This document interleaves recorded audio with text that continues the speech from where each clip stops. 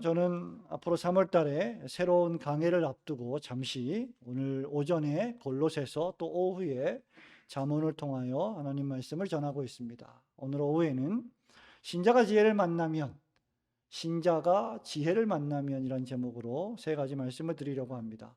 오늘 우리가 읽은 이 말씀은 여러분 잘 아시는 것처럼 솔로몬의 잠언입니다. 솔로몬 대왕은 다윗의 아들로 지혜의 대왕이다 이렇게 불리기도 하지요.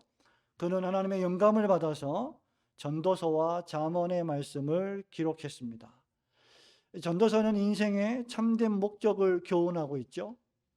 잠언 말씀은 그 인생의 참된 목적을 따라서 어떻게 살아야 지혜롭게 사는가, 그 지혜롭게 사는 법을 우리에게 교훈해 주고 있습니다. 그리고 전도서 잠언, 잠언과 전도서 두 책 모두의 핵심 주제는 바로 다름 아닌 지혜입니다. 여러분 시편 14편 1절에 있는 말씀처럼 어리석은 자는 그 마음에 이르기를 하나님이 없다라고 했습니다.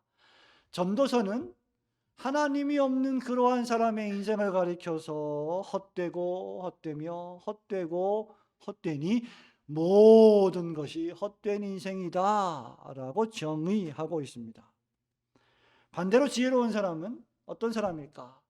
지혜의 근본이신 하나님을 경외하고 지혜 그 자체이신 주 예수 그리스도를 믿는 사람이요, 그분을 믿고 그분을 의지하며 살아가는 사람이 지혜로운 사람이다 라는 것이죠. 그리고 잠언은 그런 사람을 가리켜 하나님이 주시는 지혜를 따라 살아가는 겸손한 사람이다 라고 정의하고 있습니다. 그래서 아주 옛날부터 우리 신앙의 부모님들은 우리 어린 자녀들에게 성경의 많은 말씀들을 품에 안고 무릎에 앉혀서 읽어주었지만 그 중에서도 가장 많이 읽어준 성경 가운데 하나가 뭐예요? 잠언입니다. 시편과 잠언, 잠언과 시편 말씀이죠. 왜냐하면 잠언의 말씀을 읽으면 읽을수록 지혜를 발견하게 되고 그 사람은 지혜로운 사람이 될 것이라는 믿음이 있기 때문입니다. 실제로 여러분 오늘 우리가 읽은 이 본문 말씀이 위치한 27장에 우리가 14절부터 보았는데요. 27장 1절에 무슨 말씀이 있는지 여러분 기억하십니까 혹시? 못하시죠? 1절을 한번 가볼까요? 여러분 1절 말씀을 찾아서 같이 함께 읽어봅니다. 시작. 너는 내일 일을 자랑하지 말라. 하루 동안에 무슨 일이 일어날는지 내가 알 수 없음이니라. 아멘. 여러분 잠언 27장은 너는 내일 일을 자랑하지 말라라고 경고함으로 시작합니다. 그 이유가 무엇입니까? 하루 동안에 아침에 일어나서 저녁에 잠잘 때까지 그 하루 동안의 시간에 무슨 일이 일어날는지 네가 도무지 알 수 없기 때문이다. 그러니까 내일 일을 자랑하지 마라, 교만하게 행하지 마라, 그 말씀입니다. 우리 사람들은 연약하고 유한한 존재이기 때문에요. 여러분 오늘 하루 동안 무슨 일이 일어날지 알 수 없고, 그렇기 때문에 내일 내가 뭘 하겠다, 내일 나는 뭘 이걸 하고 저걸 하고 이렇게 하겠다라는 것을 자랑하는 교만한 사람이 될 수는 없는 것입니다. 그러므로 가능하면 잠언에 있는 말씀처럼, 여러분 잠언 27장 2절에 있는 말씀처럼 야, 네 입으로 너 스스로를 칭찬하지 마라. 타인으로 너를 칭찬하게 하고 네 입술로는 너를 칭찬하지 말라. 이렇게 권면을 하고 있는 겁니다. 자기 스스로 자기를 칭찬하는 사람을 가리켜 뭐라 그래요? 우리는 자뻑클럽 회장이라고 부릅니다. 스스로 막 취해가지고 자기가 대단한 사람인 것처럼 스스로 막 칭찬하는 사람이죠. 그러나 정말 좋은 칭찬은 다른 사람이, 가족이, 교인들이, 친구들이 해주는 칭찬이 진짜 칭찬입니다. 나아가 솔로몬 왕은요 11절에 보니까 성도들에게 지혜를 얻으라, 지혜를 얻어서 슬기로운 사람이 되라고 권면하고 있습니다. 오미크론 변이 확진자가 오늘 보니까 여러분 몇 명인지 아십니까? 10만 4천여 명이 됩니다. 그러니까 PCR 검사를 하신 분들이 이렇게 나오니까 안 하신 분들 합치면 제 생각에 한 20만, 30만 명 이상이 되지 않을까 싶습니다. 정말 오늘 하루 동안에 무슨 일이 일어났는지 도무지 알 수 없는 시대에 우리가 살아가고 있습니다. 제가 목소리가 칼칼하니까 저도 뭐 걸린 것처럼 막 느껴지고 뭔가 뭐 아픈 것처럼 생각이 되고, 여러분 다 그렇지 않습니까? 걱정하지 마십시오. 제가 금요일부터 어제 오늘까지 계속 전화 통화 붙잡고 통화하느라고 성도들하고 상담하고 이야기하느라고 목을 많이 써서 그런 거니까 아무런 걱정을 하실 필요가 없습니다. 지혜로운 성도는 어떤 성도냐? 여러분, 언제나 지혜의 근본이신 주 예수 그리스도를 항상 믿는 믿음으로 살아가는 사람이 지혜로운 사람입니다. 오늘 오후에 그래서 우리 아주 간단하게 신자가 지혜를 만나면이란 제목으로 3가지 교훈을 받고자 합니다. 첫 번째로, 신자가 지혜를 만나면 또는 지혜를 경험하면 어떤 사람이 되느냐? 잘못된 상황과 관계를 잘 분별하여 그것들을 지혜롭게 처리할 줄 알게 됩니다. 다시 말하면 잘못된 상황과 관계를 정리할 줄 알게 된다. 자, 14절과 15절 말씀만 우리 읽어보도록 할까요?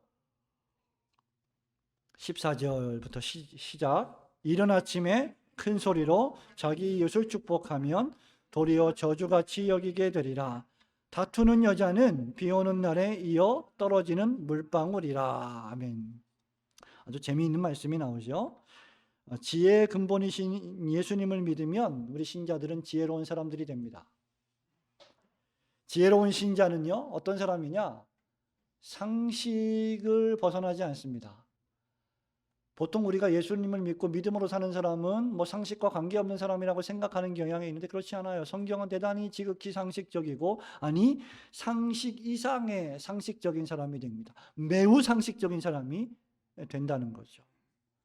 사실 여러분, 하나님 말씀의 성경의 상당 부분은 일반 상식과 어긋나지 않습니다. 솔로몬 왕은 여기 보세요. 14절에 이른 아침에 큰 소리로 이웃을 축복하면 어떻게 된다고요? 도리어 그걸 듣는 사람들이 저주같이 여기게 된다라고 경고하고 있습니다. 여기 이른 아침은 문자적으로 번역하면 매우 이른 아침, very very early morning, 뭐예요? dawn, 영어로 dawn이라고 그러죠. 새벽의 시간에, 새벽같이 그 새벽에 가까운 시간에 남들이 다 곤히 잠자고 있는 시간에 다른 사람을 축복한다면서 여보세요, 내가 당신들을 축복합니다 라고 소리를 지르는 것은 상식에 어긋난다는 거죠. 여러분, 축복한다면서 자고 있는 사람을 새벽같이 막 흔들어 깨운다면 이건 역시 곤히 자고 있는 사람에게는 저주와 같을 것입니다. 우리 부모님들 어린 자녀들 깨울 때요, 얼마나 힘듭니까? 예? 근데 어린 자녀가 아니라 다 큰 자녀를 깨워봐요. 더 힘들어요. 아, 진짜 그것만큼 고역이 없습니다. 막 피곤해서 졸려 죽겠고 더 자고 싶은데 엄마가 깨우잖아요. 저주처럼 느껴지죠. 막 그냥 제발 좀 안 깨웠으면 좋겠고. 근데 여러분, 아침 11시 12시 되면 일어나야죠. 새벽부터 깨우는 건 아니잖아요. 상식에 어긋나는 짓을 지금 하고 있는 거죠. 우리 자녀들이요. 그죠? 여러분, 그런데 새벽 3시, 4시에 막 사람을 깨운다면 그건 매우 상식에 어긋나는 일입니다. 이런 행동들은 어떤 의미에서 보면 진심 어린 행동이 아니며 지극히 이기적이고 자기중심적인 행동으로 오해받을 수 있습니다. 아무리 좋은 일이라도 때와 상황이 있습니다. 지혜로운 사람들은 어떤 사람들이에요? 좋은 일을, 매우 좋은 상황과 매우 좋은 환경과 좋은 때에 말하는 것입니다. 좋은 일을 좋은 때와 상황에 말하는 것은 매우 지혜로운 일입니다. 마찬가지로 좋지 않은 일 역시 때와 상황에 맞추어 말하는 것 역시 매우 지혜로워야 할 것입니다. 여러분, 이어서 솔로몬 왕은요 15절 16절에서 다투는 여자에 대해서 말합니다. 다투는 여자는 어떤 사람이냐? 순종하지 않는 여자, 남편과 싸우는 여자, 질서를 따르지 않는 여자, 다투기를 좋아하는, 논쟁하기를 좋아하는 여자, 관계를 깨뜨리는 여자입니다. 성경은 이런 여자를 가리켜서 15절, 16절에 뭐라고 말했습니까? 비 오는 날에 이어 떨어지는 뭐와 같다? 빗방울 같다, 물방울 같다 라고 했습니다. 그리고 제어하기가 어려운데 그 어렵기가 어떻다고요? 바람을 움켜잡으려는 것과 같고 나아가 기름을 손에 움키는 것과 같다라고 했습니다. 여러분, 얼마나 비유적인 표현입니까? 여러분, 오늘 오전 예배를 끝나고 댁에 다녀오시고 점심 식사를 하러 다녀오셨잖아요. 바람이 좀 불었죠? 저만 불었나요? 바람이 많이 불었어요. 추웠어요. 근데 불어오는 그 바람을 잡아보겠다고 이렇게 잡으면 잡혀집니까? 안 잡혀져요. 그리고 그 바람의 방향을 바꾸겠다고 아무리 손짓을 해도 바꿔지기가 어렵습니다. 불가능한 일이죠. 여러분, 집에 식용유 있잖아요. 참기름, 들기름, 뭐 각종 기름. 그거를 손에 잡아보겠다고 이렇게 짜서 손에 잡아보십시오. 잡을 수 있습니까? 어때요? 다 빠져나갑니다. 다른 말로 하면 매우 불가능하다는 것이죠. 다 빠져나갑니다. 불가능한 일입니다. 이처럼 다투는 여자는 제어하기 어렵고 나아가서 숨기기 어려운 여자가 되는 것입니다. 다 소문이 난다는 거죠. 목사님, 왜 여자 얘기만 하십니까? 성경이 여기 여자라고 지금 얘기하니까. 근데 이게 어찌 여자만의 이야기이겠습니까? 이 말씀이 기록될 당시의 문화적인 배경 하에서 여자를 예로 든 것이지만 사실 남자 역시 마찬가지 아닙니까? 솔로몬은 이런 사람들은 지혜롭지 못한 사람이다 라고 말하고 있는 것입니다.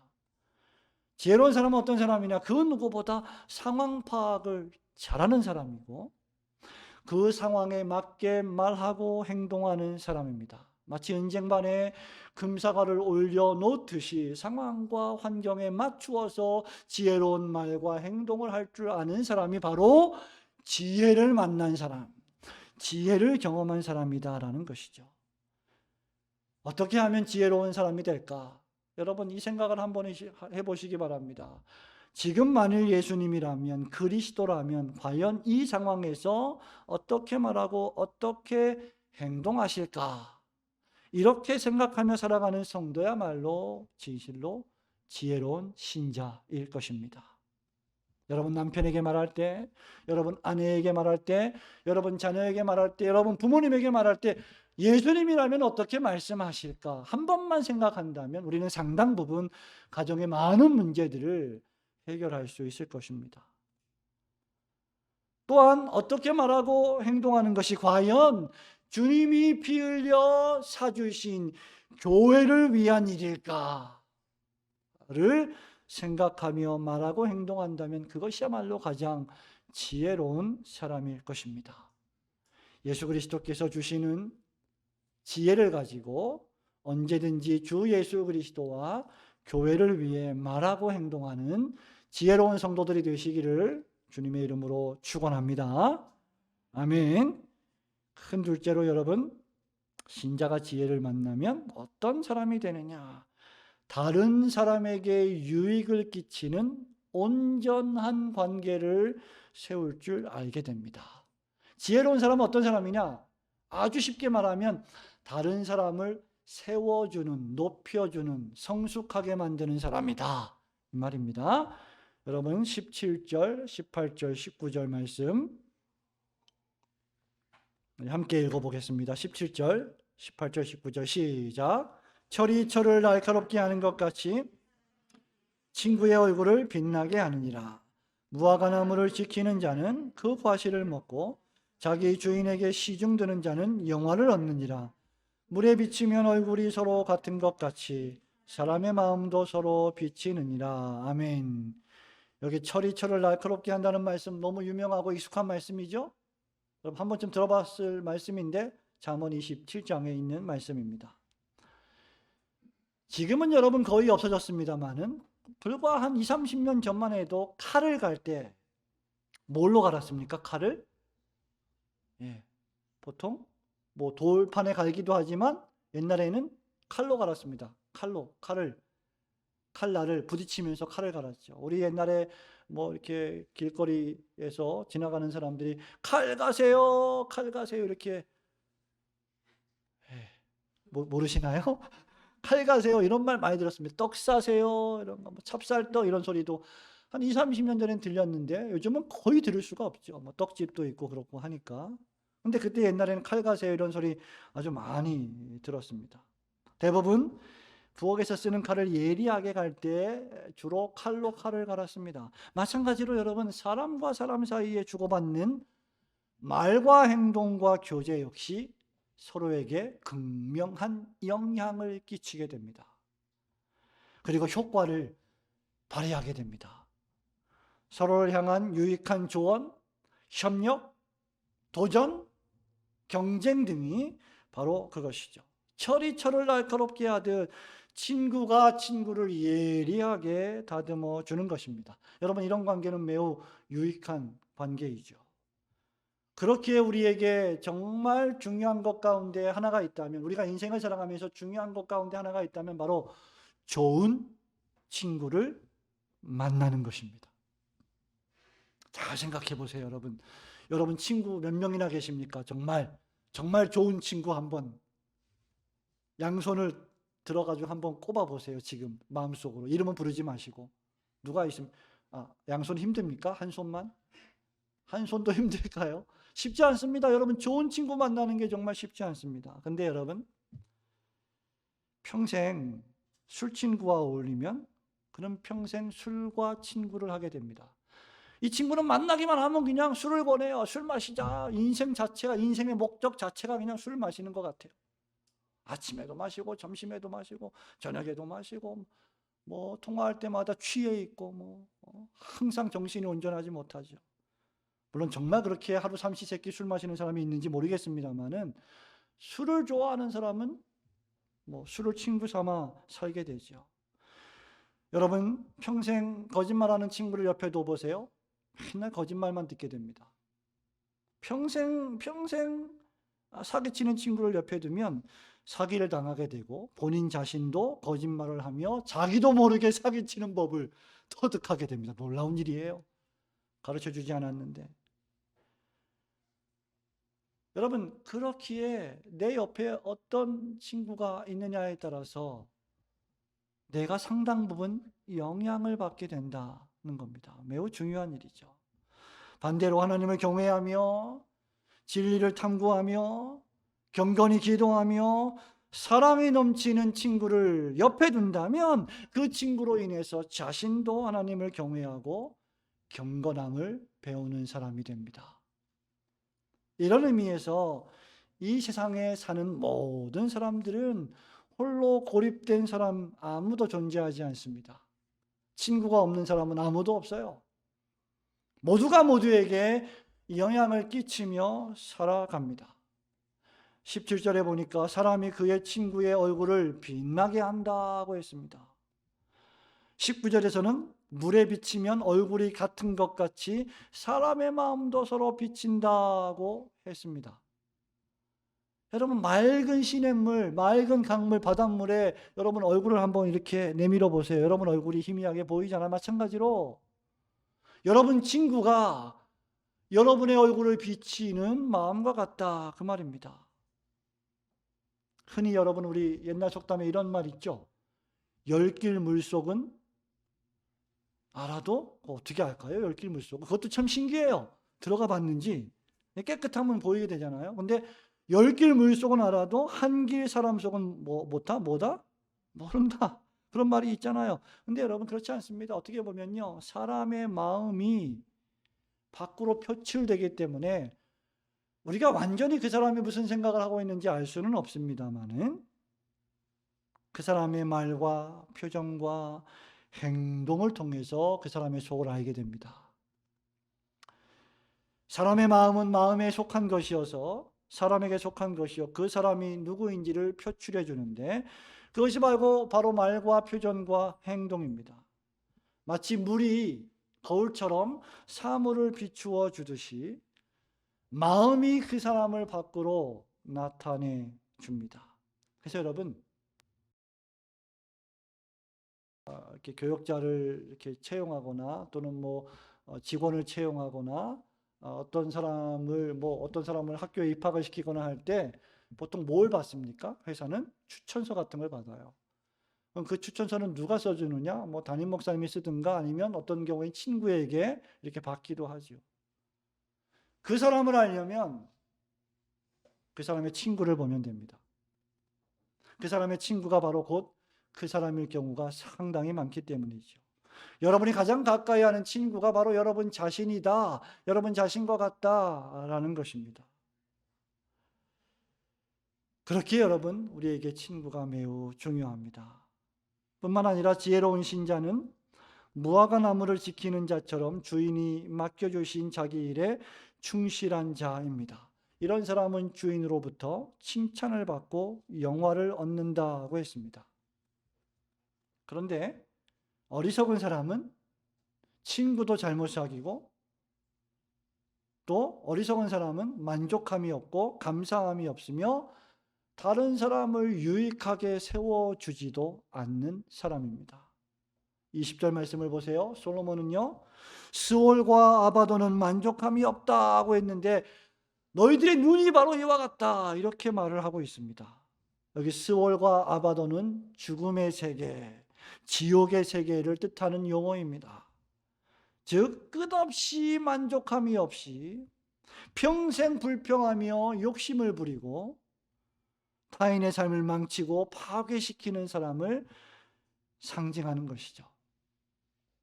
지혜롭지 못한 사람은 그래서 항상 만족함이 없고 타인을 배려하기보다 자기중심적인 사람이 되는 것입니다.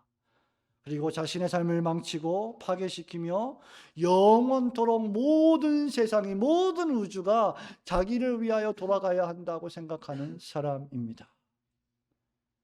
그러나 지혜로운 사람은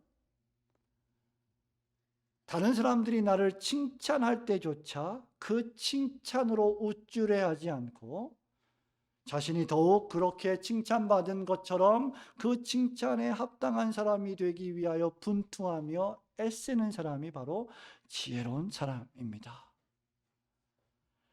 주 예수 그리스도를 참되게 믿는 신자는 그래서 언제든지 철이 철을 날카롭게 하듯 내 옆에 있는 다른 성도들을 세워주고 관계가 어그러져 있는 성도들을 이간질하기보다 오히려 서로 잘 회복시킬 수 있도록 붙여주고 더욱 믿음 안에서 강한 신자가 될 수 있도록 도와주는 사람입니다. 그래서 이런 사람을 가리켜서 고린도전서와 후서는 뭐라고 얘기했습니까? 피스메이커, 화목해 하는 자다. 예수 그리스도께서 하나님과 죄인인 우리를 화목해 하여 주신 것처럼 예수를 믿는 신자 우리 역시 사람과 사람을 화목하게 하는 사명을 가진 사람이다. 여러분 집에 아들하고 딸이 대판 싸웠습니다. 그러면 어떤 엄마가 어떤 아빠가 야 신나다 재밌다 야 계속 싸워 하고 이쪽 편 들고 막 그러다가 서로 이간질하고 뭐 더 싸움을 부추기겠습니까? 아니죠. 따끔하게 혼내면서 서로 사과시키고 화해시키고 관계를 회복시키려 하지 않겠습니까? 그렇지 않고 관계를 오히려 더 망치려고 하는 부모는 아무도 없을 것입니다.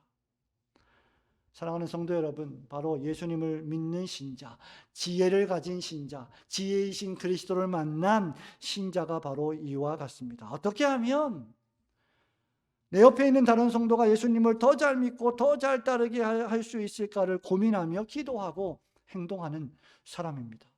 내 남편이, 내 아내가 어떻게 하면 더 충성스러운 주님의 제자가 될까를 생각하면서 그를 도와주는 사람, 배려하는 사람, 말 한마디라도 따뜻하게 하고 세워주는 사람, 그 사람이 지혜로운 사람이 아닙니까?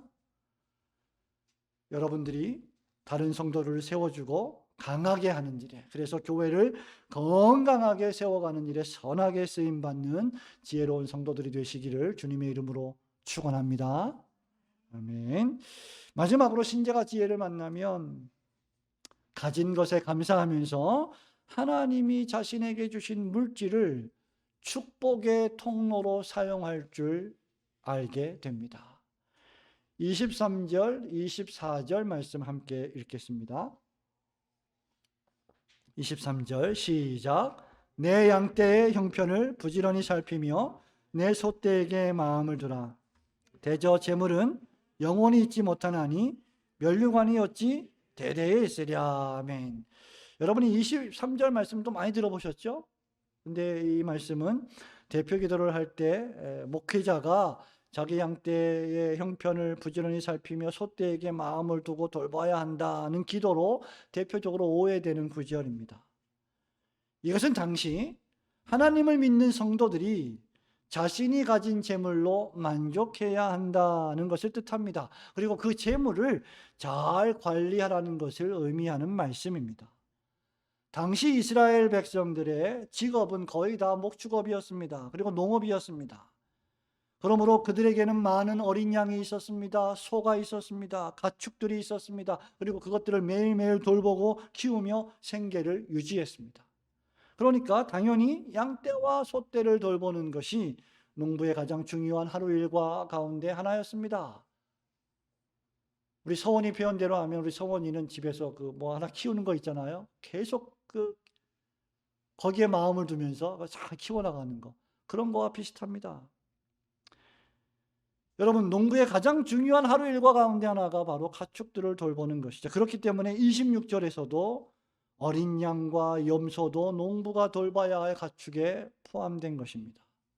지혜로운 신자는 이 말씀이 무엇을 의미하느냐? 지혜로운 신자는 하나님께서 자기에게 주신 재산, 재물, 잘 돌보고 잘 관리할 줄 알아야 한다.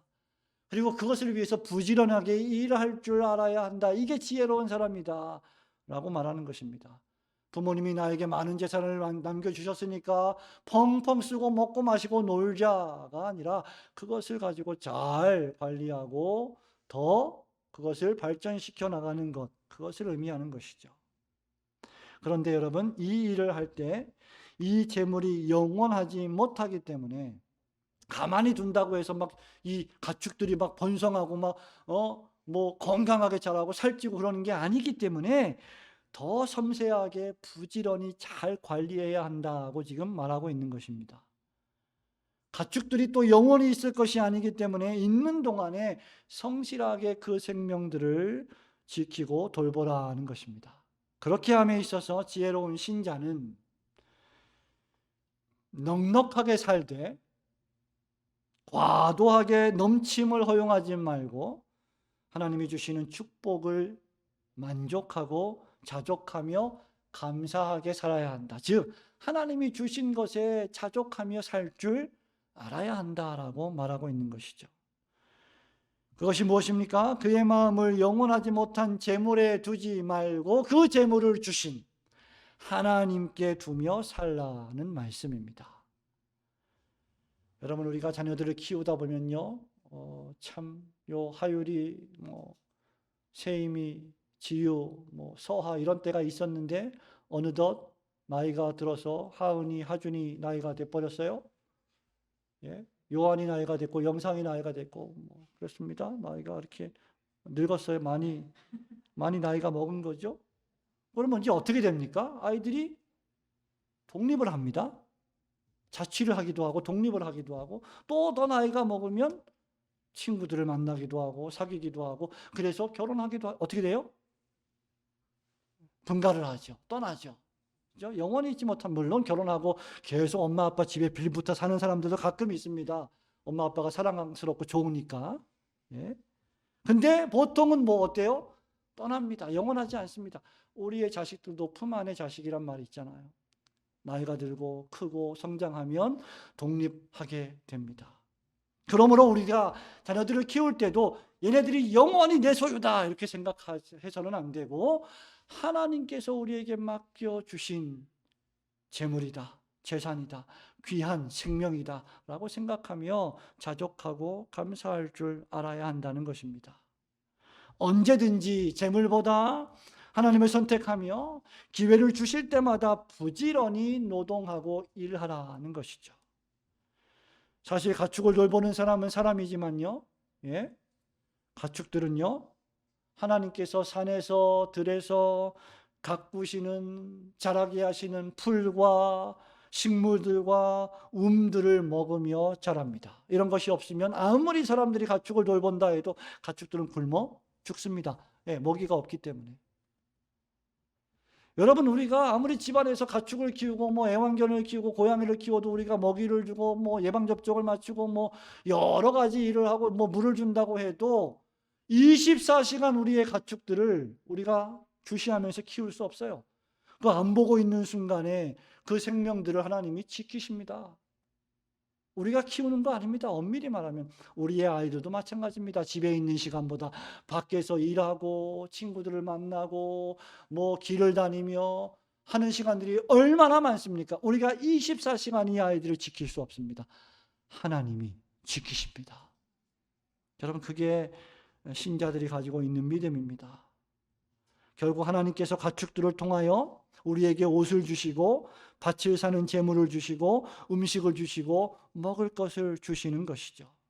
이것을 깨닫는 사람이 지혜로운 사람입니다.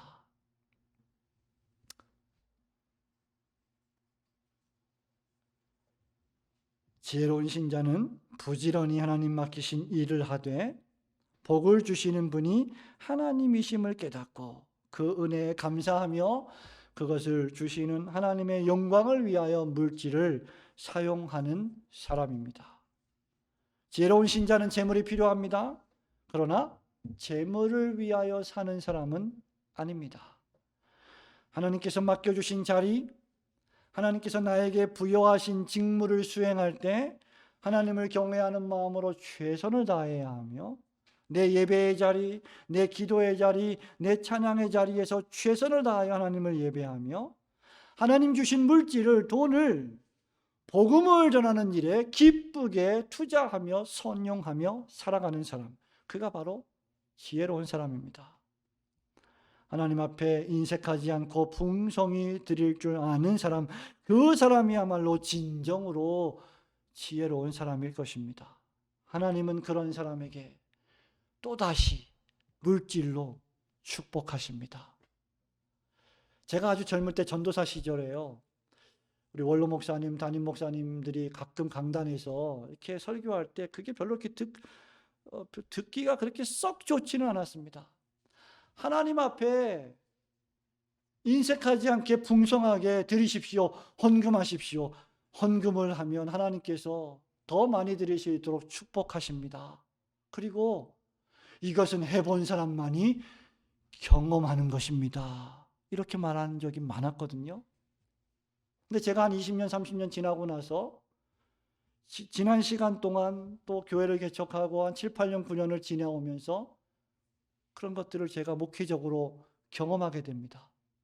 느끼게 됩니다. 내 스스로도 경험하게 되고 성도들 가운데서도 그런 사람들을 목격하게 됩니다. 성도 여러분, 하나님 앞에 물질로 복음 전파 사역을 위하여 돕는 이들을 하나님은 또 물질로 축복하신다. 그래서 우리는 사람에게도 인색하지 않아야 하고 하나님에게도 인색하지 않아야 하는 것입니다.